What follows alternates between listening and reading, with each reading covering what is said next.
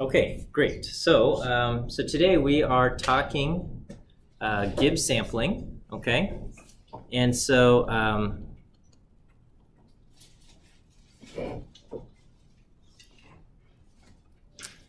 the big picture idea behind Gibbs sampling is that it's another MCMC method, okay? So the ultimate goal is to get a representative sample from our target distribution. Gibbs sampling is strictly for multivariate target distributions. And the idea behind Gibbs sampling is that we break apart a multivariate joint distribution into a bunch of univariate conditional distributions, okay? So the goal is to get a random sample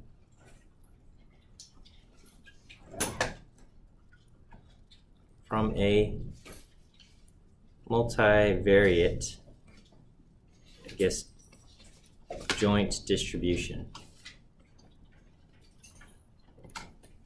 So that's what we want. And let me just save this Friday. Extra one. Okay, right. Okay, so this is what we want. We want to get a sample from a multivariate joint distribution. It's difficult to sample from the multivariate distribution where we get all the variables at the same time. So we break it down. Break down the multivariate distribution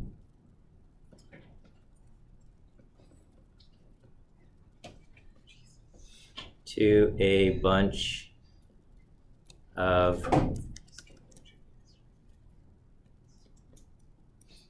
univariate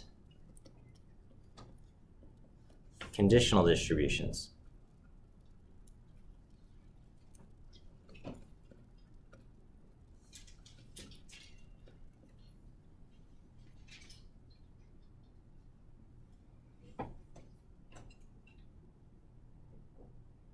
Okay, and that's that. Okay, so make sure you watch the video from Wednesday, which covers a little bit some of this at a higher conceptual idea. Okay. The idea of breaking down a multivariate distribution to a bunch of conditional distributions should not feel too foreign, or it should feel okay, or I don't know. Here, let me maybe we'll do like a discrete example with a table. Okay, we don't do this in practice, but I'm I now fear I'm going to go off on a tangent. Okay, so this is we could do like a discrete example. All right, and so in practice this would never be done because MCMC not done in real life. Okay, because it would be easy. It's easy to sample from the joint distribution directly.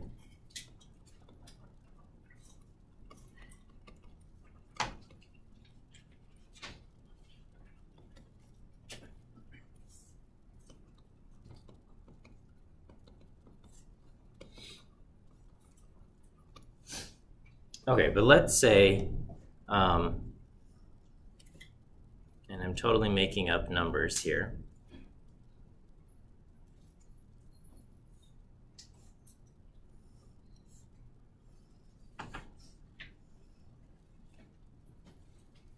All right, let's say you can be from California. What's another state? Colorado and Texas. Okay, so this will be your state. And then let's say you either drive sedans, maybe we'll just do cars. So loose definition, cars versus trucks. Okay, and and so the joint distribution sums up to 1.0, and I don't know, let's say California makes up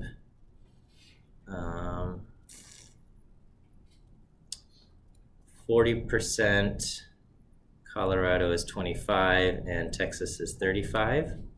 Okay, and then and let's say cars in total make up 60 and trucks in total make up 40%. Okay, so we will say in California it'll be 10%, 0.1, 0.3. I'm totally making up numbers here. Don't hold me to this, okay? And here we'll do 0.1 and 0.15, and that means we have 0.2 and 0.15 here. Okay. So this is the joint distribution, right?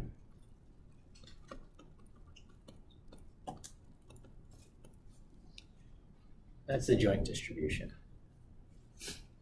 And this is silly because we would not use MCMC because it would be very easy to sample directly from this, okay?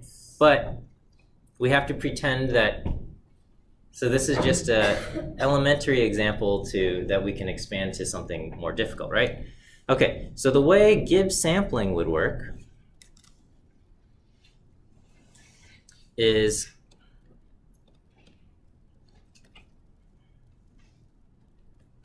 we start at an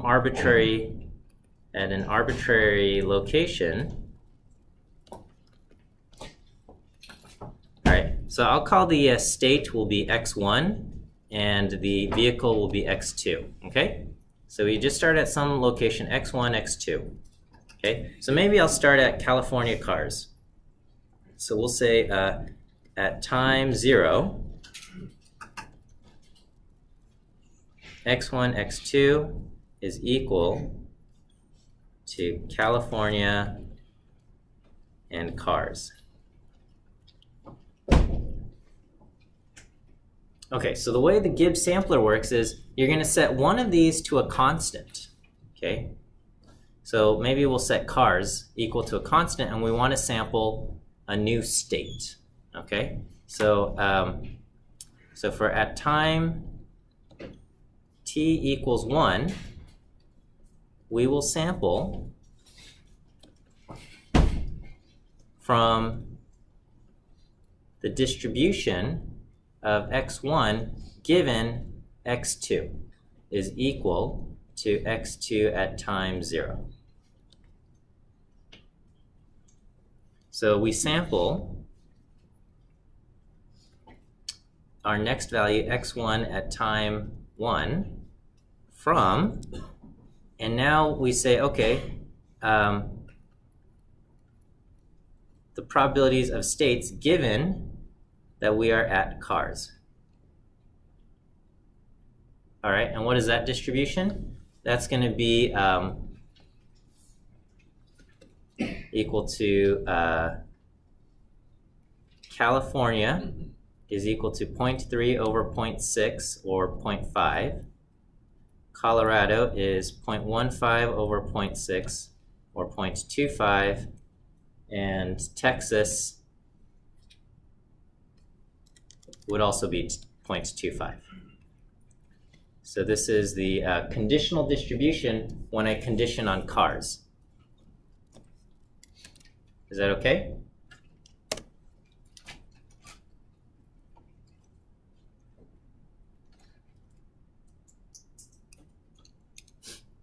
So, I'm starting in this corner, and then I say, all right, let's condition on cars. And so now we're looking at only this column, and we're going to draw a sample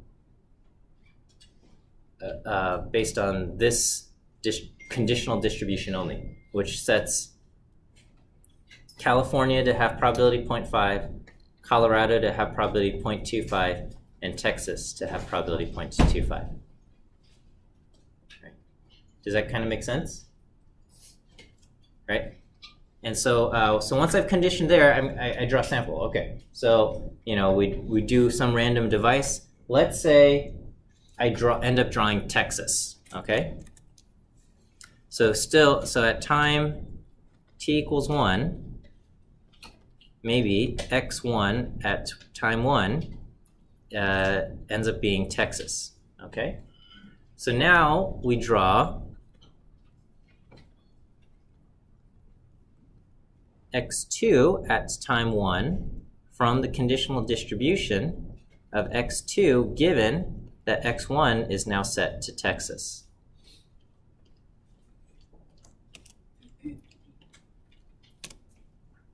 Okay, and so if we look at the joint distribution, what do we have for the row of Texas? Can somebody just tell me? With cars and trucks. Texas made up a total of what? 0.35, and then the cars was 0.15, and we had 0.2 here. Is that right? Okay. So this is what we have, and okay, and so the conditional distribution, we have to normalize this. Will be 0.15 over 0.35 versus 0.2 over 0.35. Cars versus trucks. Okay, and so this is what, 3/7 and 4/7. All right, so we draw x2 coming from this conditional distribution.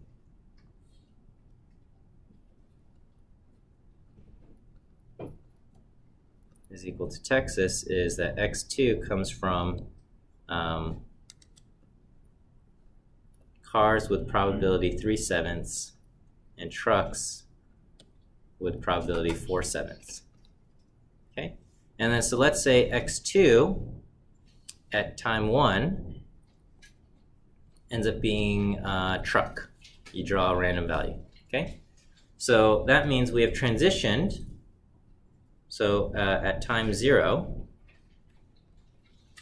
we had California and cars, and now we have transitioned to Texas and trucks. Okay.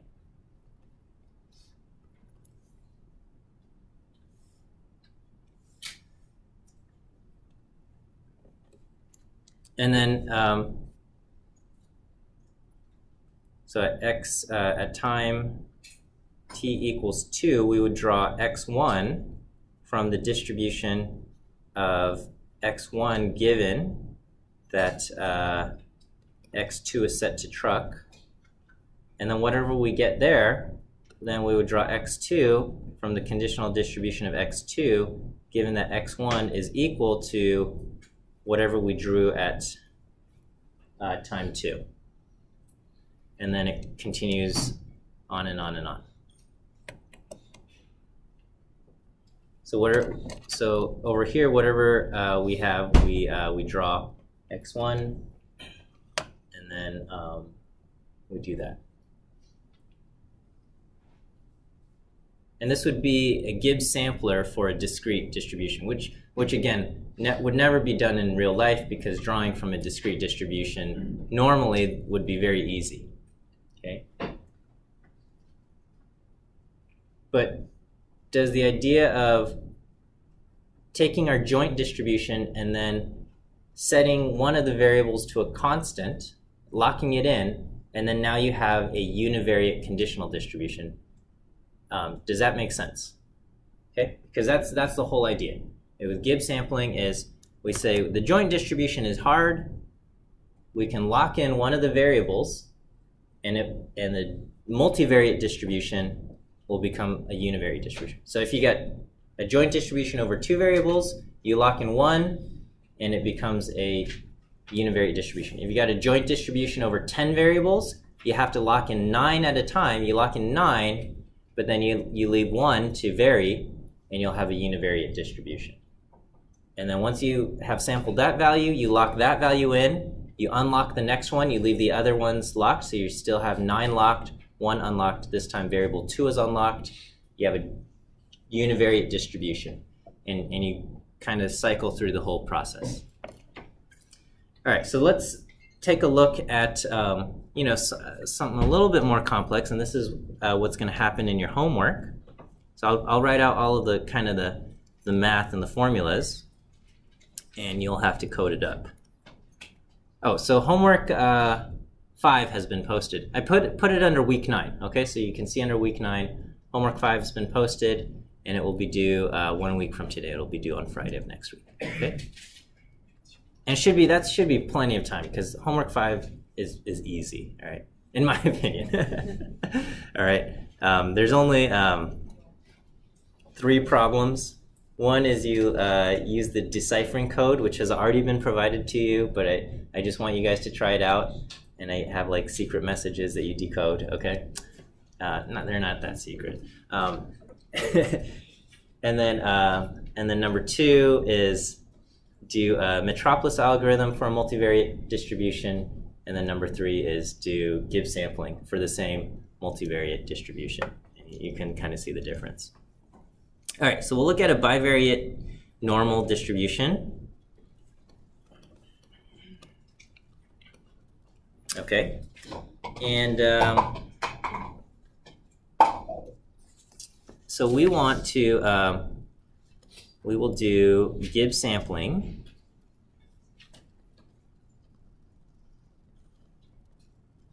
for the normal distribution with mean vector equal to 0, 0, and covariance matrix equal to 1 row to that.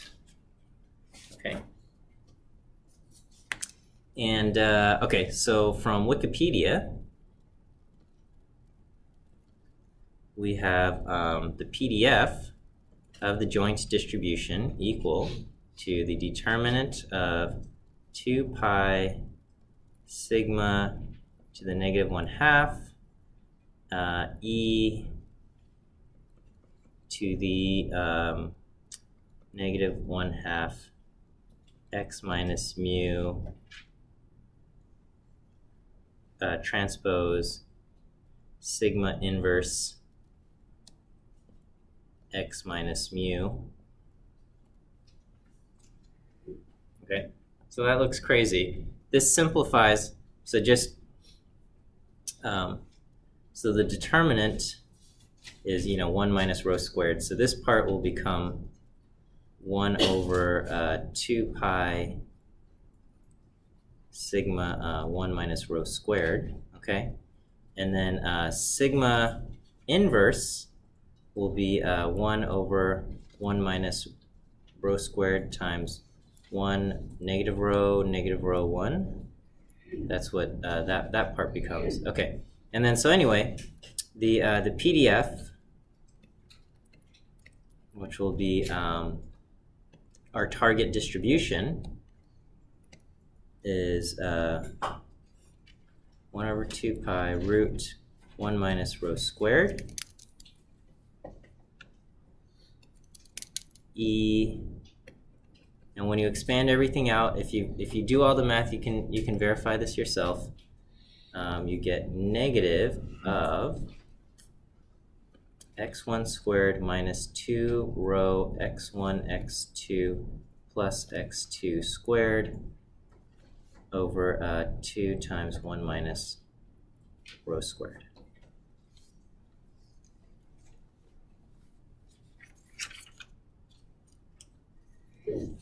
Okay, so this is the joint distribution of what we're going for.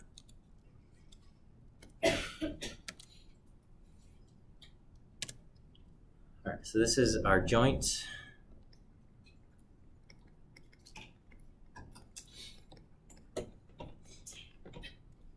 This is our joint distribution. This is what we want, okay? All right, and yes, I know that in our there's a package that lets you sample directly from the multivariate normal. I know that exists, okay? But we're going to pretend it doesn't, okay? And instead, what we're going to do is we are going to set one of the variables to a constant, and we will reduce it down to a conditional distribution, univariate conditional distributions, okay? So that's what we'll do, okay? So for Gibbs sampling, okay, instead of trying to sample directly from the joint distribution x1, x2, okay, we will sample from x1 conditioned on x2, and then from x2 conditioned on x1 after, you know, we draw a new value at x1, right? So it'll be, so we condition on each variable, and once we draw a new variable, then we condition it on that, and then we just keep swapping back and forth. All right, so we need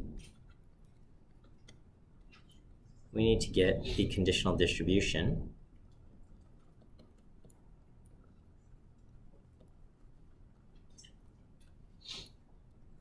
of x1 given x2, okay?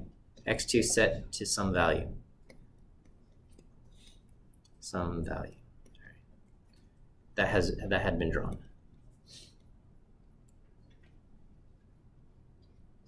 Which we might just call x2 at time t minus 1 or something. Okay, so the distribution of x1 given x2 is going to be the probability of x1 and x2, the joint distribution, divided by the distribution of x2, okay? The distribution, the marginal distribution of x2 is equal to the integral over the joint distribution where you consider every single possibility of x1. Okay? And basically, this is going to become a constant.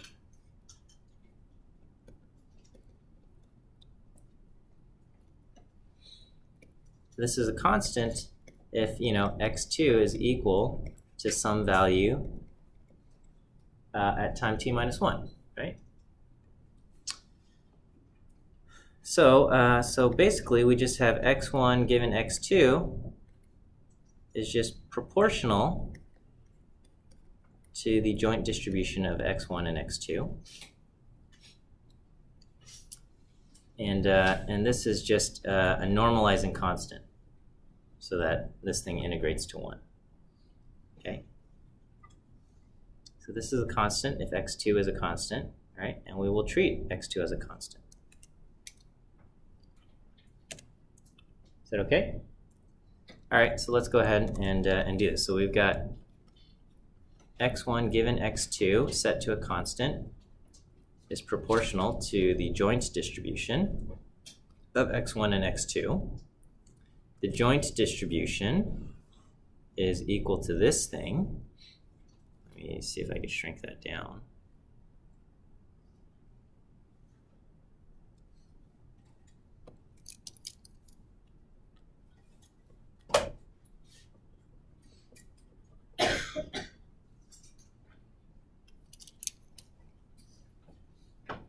Okay, this is also just a constant. Another constant. Okay, and I'm going to go ahead and I'm going to just factor. So this is, you know, e raised to some exponent, right? So I can just say this is e to the x1 squared minus 2 rho x1, x2, divided by 2 times 1 minus rho squared times e to the negative x squared over 2 1 minus rho squared, right? Just because that's how exponents work, right? So you can take this, all right, and then this thing, this is also just a constant, okay, because x2 is a constant. So this is just a constant, okay? So so we're just pulling out all of these constants, okay? Leaving in, we have to leave in anything that's tied to x1. So even though this is a thing, x2 is a constant multiplied by x1, we have to leave it in there because it's going to vary as x1 varies. Okay. Okay, and so this we'll get rid of this part, and then I've got I'm going to complete the square here. So I've got 2 rho x1 x2, and then I'm going to add on a rho squared x2 squared and subtract off a rho squared x2 squared.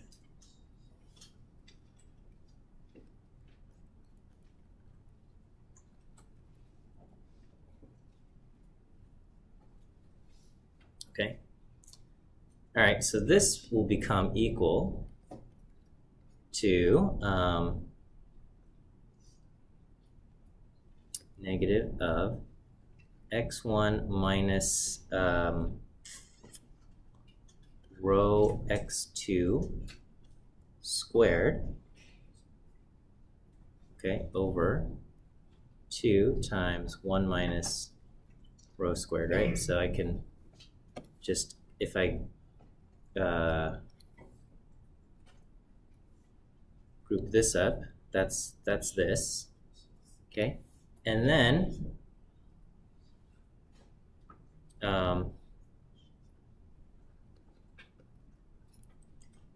and this part just becomes another constant, right? So this is rho squared x2 squared over 2 times 1 minus p rho squared.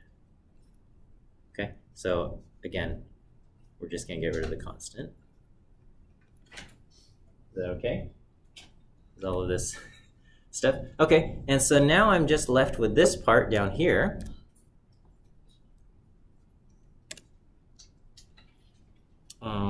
Okay, so let me copy this.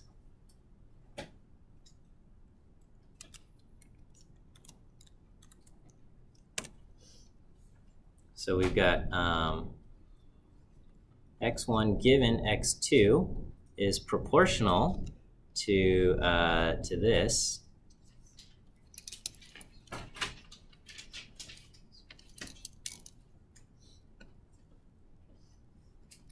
Okay, and all right, and that is equal to, so I can kind of factor out a negative 1/2, and if I put the top and the bottom together, I've got x1 minus rho x2 divided by the square root of 1 minus rho squared. Okay, so I just grouped the top and the bottom together. And does this look familiar? Maybe, maybe not. Okay, well this is just the univariate normal PDF where mu is equal to rho x squared, and variance is equal to 1 minus rho squared, okay?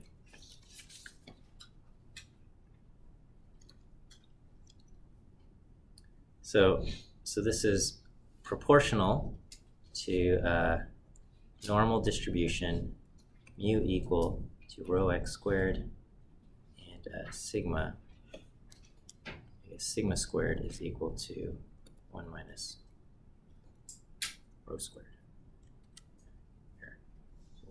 We can go to Wikipedia to just verify. Oh, I'll close the poll in a second here.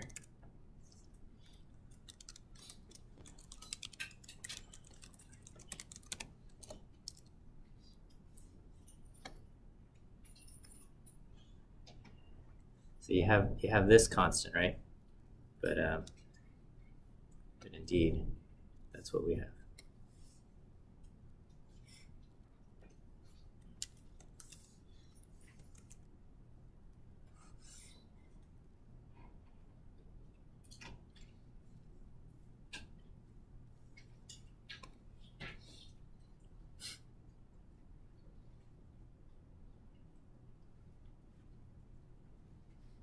Oh, I guess I could have just left it as such, but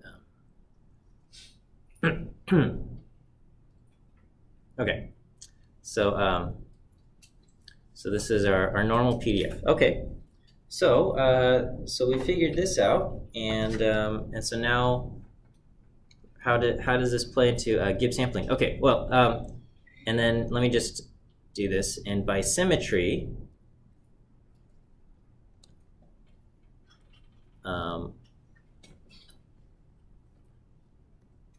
Because you can swap all those letters and stuff.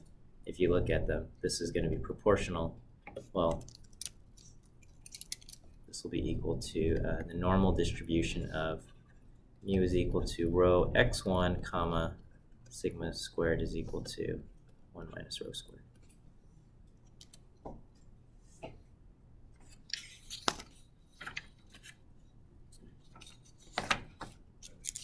Okay. Are there any questions on this? Is this okay? Great. So, all right. So the Gibbs sampler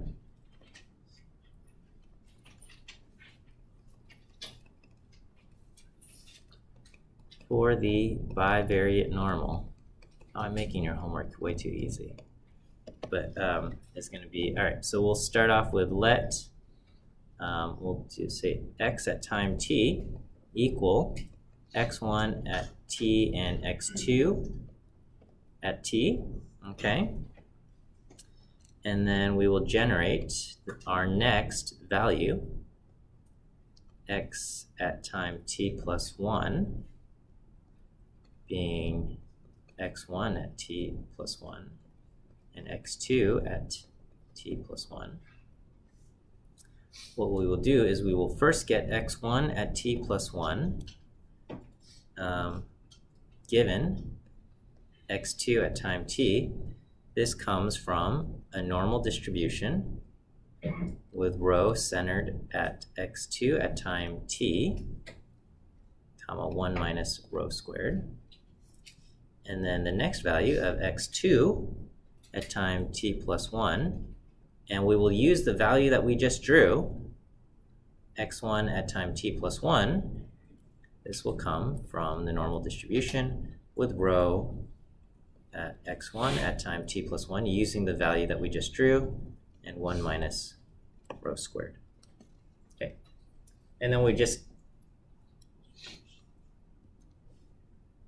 alternate and continue on.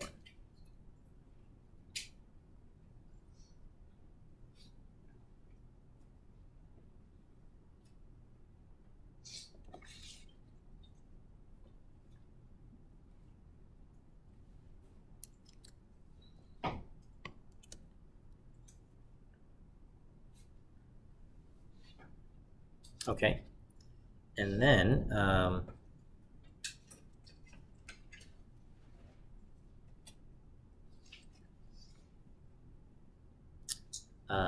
right, and then just to kind of show that this indeed does work,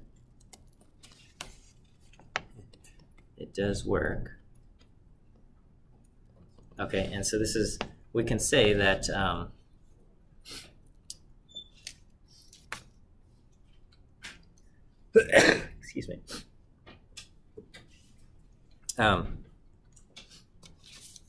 Okay, x1 at time t and x2 at time t will come from our normal distribution with, and if we look at how this works, we can say that at time t it will be x2 at time 0 multiplied by rho at 2t minus 1. Okay, so if we see how this continues on, okay, and then and this will be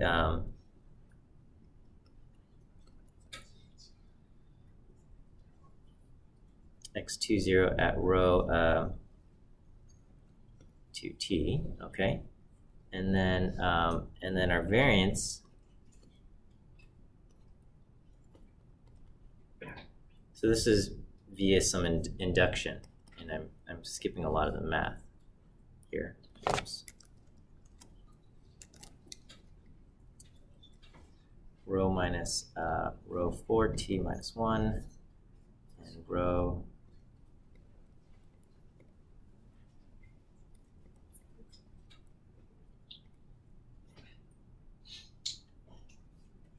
okay, so kind of via induction. And so so as t goes to infinity, okay, all of these values, because rho is less than 1,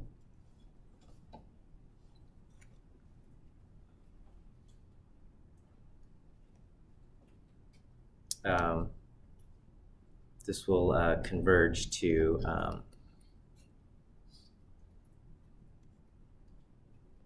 0, 0, and 1 rho.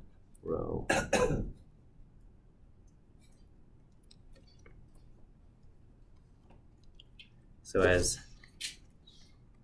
t goes to infinity, the joint distribution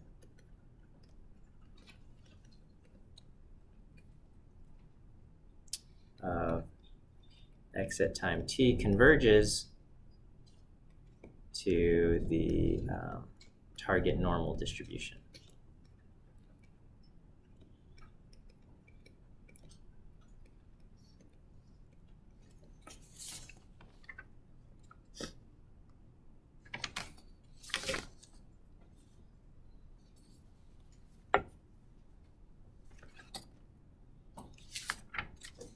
Okay, and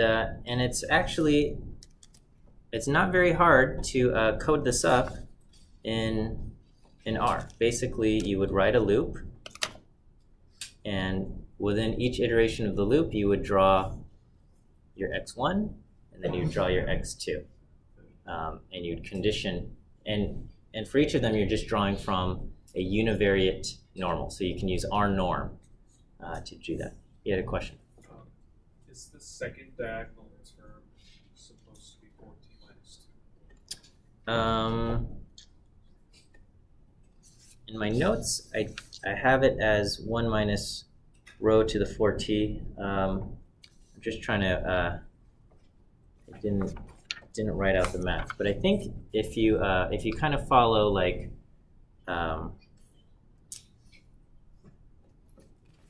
If you use the values and you do the math in terms of like what value comes next, it works out this way. But I haven't. I left out the details for the steps in between. So I'm sorry. But, okay. Okay, and then yes. So coding it up, which is going to be part of your homework, and you can probably just do it over in a few hours if you get started. You'll use the R norm function, univariate normal, which is allowed. Okay, and you'll see the chain. And the hope is that you'll be able to kind of see the difference between the Metropolis, multivariate Metropolis, and the Gibbs Sampler. Okay. I guess on next week we'll start looking at hierarchical models, which work kind of very well together with Gibbs sampling in the context of Bayesian models, and it allows us to do some fairly interesting and fairly complex results here. Okay. Well, with that, enjoy your weekend. Have a nice extended weekend, and we'll see you guys on Wednesday.